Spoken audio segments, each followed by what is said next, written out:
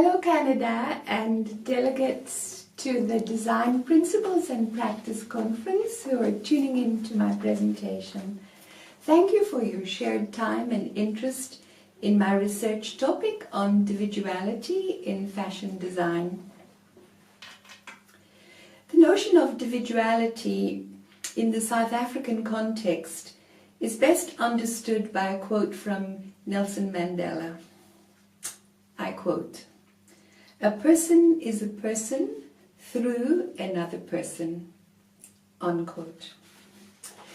If we look more globally, we also are assisted in our understanding of individuality in Marilyn Strathern's work in Melanesia, whereby a person is constituted in gendered terms through the exchange of gifts in the mutual reciprocity of this exchange of material cultural items.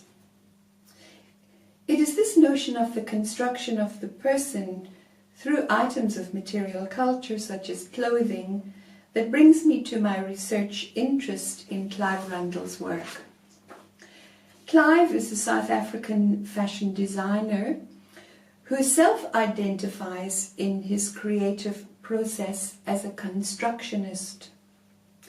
The anthropological concept of the bricoleur, or fabricator of something from many sources that are either and both diverse and serendipitous, has enabled me to grasp the significance of his fashion designs with respect to his client's identity.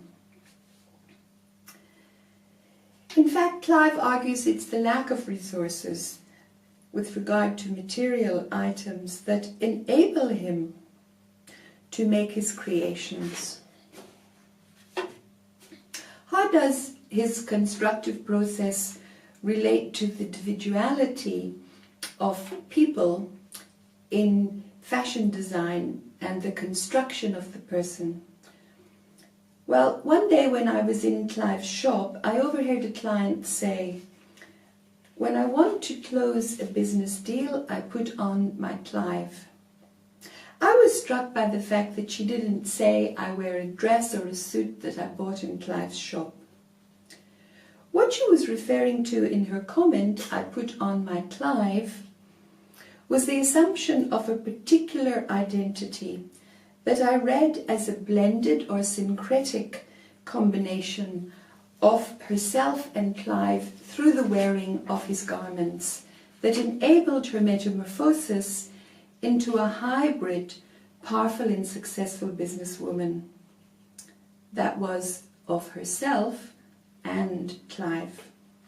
So Clive may in effect be thought of as a shaman who through his fashion designs enables shape-shifting of one's identity.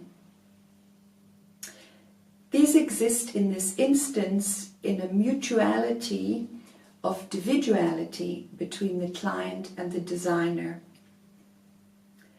mediated by the wearing of his clothes that involves the embodiment of his Geist or spirit that creates or enables the new persona of the client.